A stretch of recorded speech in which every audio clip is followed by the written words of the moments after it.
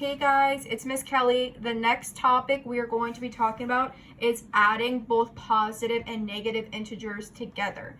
Now that would be considered adding different signs. So if we look at this box right here, when you're adding different signs, the trick or the method that we are going to be using is subtraction. And the way we do subtraction is we subtract and take the sign, which is the sign meaning positive or negative, of the number that has the larger absolute value. So if I'm looking at negative 13 and 35, if I did the absolute value of both, I would get 13 and 35. So 35 would be my larger number. And it's positive, so I'm going to be keeping my answer positive as well. From here, we would just subtract 35 minus 13. When we subtract, we get 22. And again, it would be a positive 22 because 35 was the larger number, and it has when you have the larger number, you take the sign of that number. Okay, let's go ahead and practice them. Again, just like the last video, I only highlighted the ones that we will be discussing, so don't worry about the ones that aren't highlighted. Okay, looking at the first one, it says 8 plus negative 1. So I'm going to subtract just like the tip or the method told me. So 8 minus 1 is 7.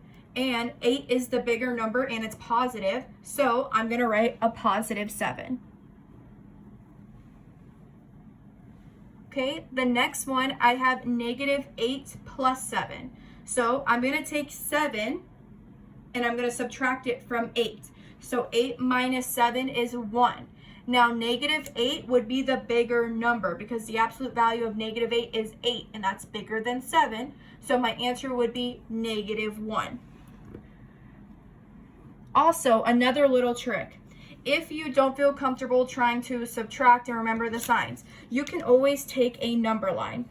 So it says that we're going to start at negative 8 right here.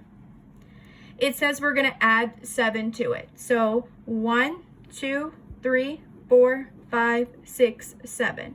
I would end up at negative 1. So if you feel more comfortable using a number line, you can, or just follow the method and you'll be fine. Either one, whatever one you feel comfortable with. Okay? The next one we have 3 and negative 2. So I'm going to take 3 minus 2. I would get 1.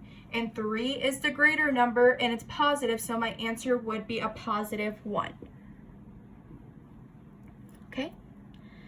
The next one we have over here is 9 and negative 4. So again, I'm going to subtract. 9 minus 4 is 5.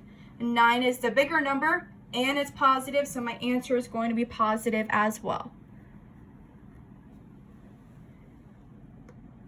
Okay, the next one we have is 3 plus negative 4. So I'm going to take 4 minus 3. 4 minus 3 is 1.